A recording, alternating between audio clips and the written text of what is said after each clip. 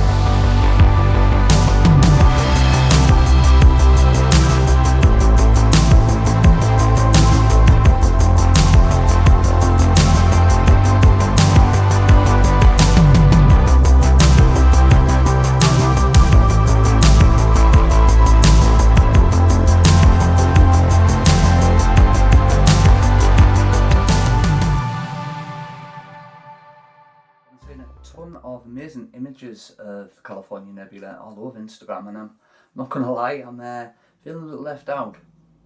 So yeah, I decided to get in on the action. The only filters I own are the clip-in variety that go in the Canon crop sensor DSLRs. And last week, as I've actually mentioned, I was using my SkyTech quad band filter.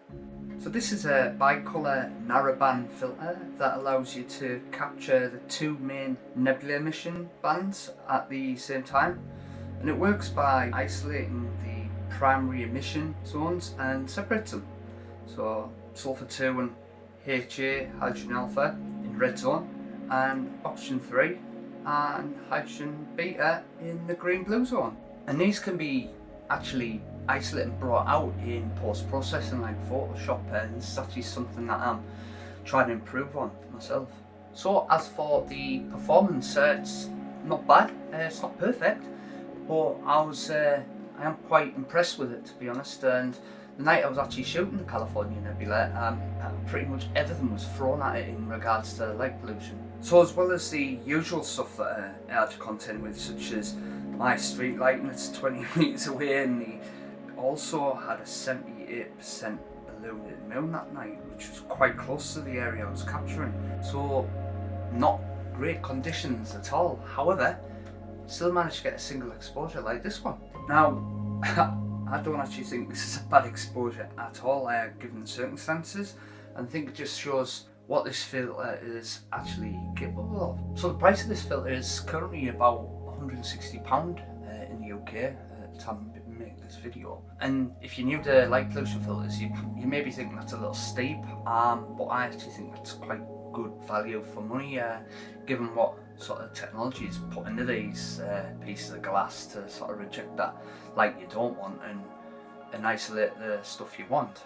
There is a lot more expensive filters out there, and you'll probably do a better job. But if you're looking for a Canon clip-in filter of the quad band variety and looking at sort of easing the strain on your wallet a little bit, I'd consider this filter. Right, on with the filter that I'm going to be using tonight. The Astronomik HA or hydrogen alpha 12nm narrowband filter. Now I bought this for £180, and what it does, it blocks all the unwanted light and captures anything that's glowing in the hydrogen alpha line at 656 nanometers. So what I'm going to do now is just got to wait for the stars to come out, which should be in the next hour and a half, and then I can pull a line, and then I'll take you through how I'm going to find and frame up the target using this filter, which is going to be slightly different how I normally do it. But in the meanwhile, I think I'll make myself a lovely cup of tea and maybe do a bit of processing. See you soon.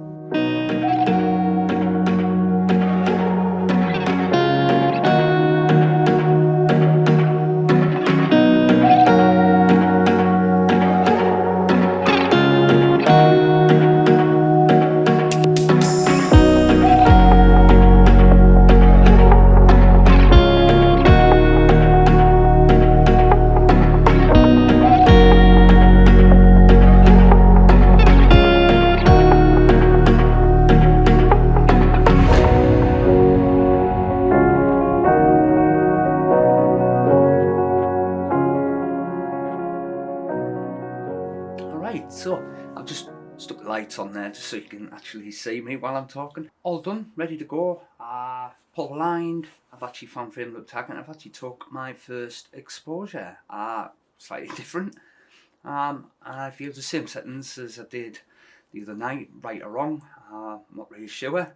But ISO 800 3-minute exposure. So what I'll do is now I'll take you through the viewfinder now and explain how I've actually gone about doing this. Okay, so here's the first image. And this was taken the other night using the SkyTech quad-band filter, like I showed you earlier on. And I will typically load the image from the previous night if I'm going out again on the same target. I use this as a reference frame. I think it's just a lot easier if you've got something there on your camera rather than have to get your phone out all the time. And you can find frame to target as accurate as possible to the previous night. I also personally think it makes things a little bit of a headache, I think, in post-processing. So I'll just flip this over to the exposure I've took a few minutes ago. Very different, very red.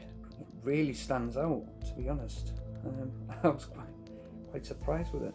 So what I'll do is I'll just go onto the live view on the screen. There we go. Now, as you can see, not much happening.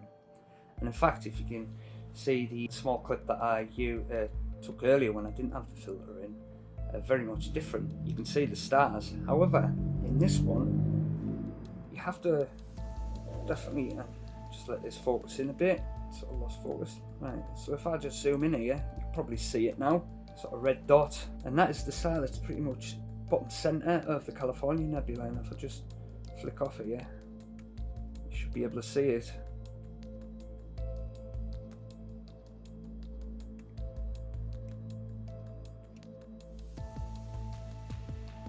There you go.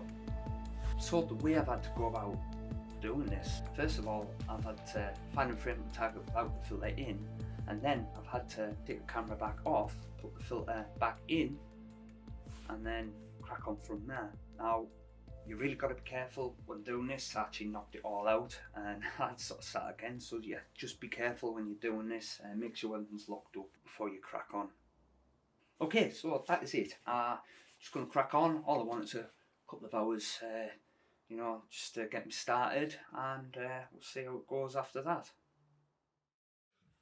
Okay, so just took some calibration frames there. As for the live frames, I was only out for a few hours, and I have a suspicion I might have to delete some of the frames because the clouds just kept sitting by, and you know, it's just the way it goes. So very much a learning curve for me tonight, something new, another stage in my personal astrophotography journey. And you may be in the same position, learn about narrowband filters and processing, which on that note is something I have not got a clue how to do. And yeah, I think the fun starts tomorrow. So whatever stage you're at, you know, just remember to have fun doing whatever you're doing and stick with it. And on that note, I'll just leave you with clear skies. Better than what I've had anyway.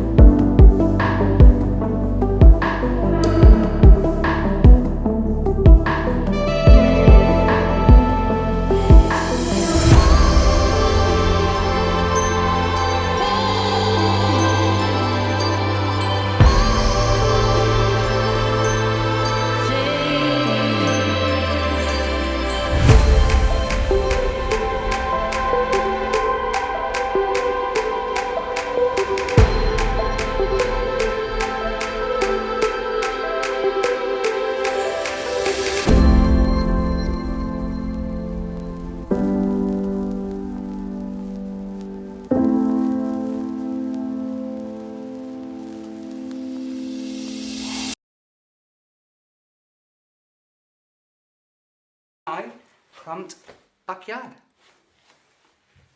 Nah, that didn't work. So I've been seeing So I've been seeing again. Why is it so hard? This is breaking me. I did to get on in the action. Get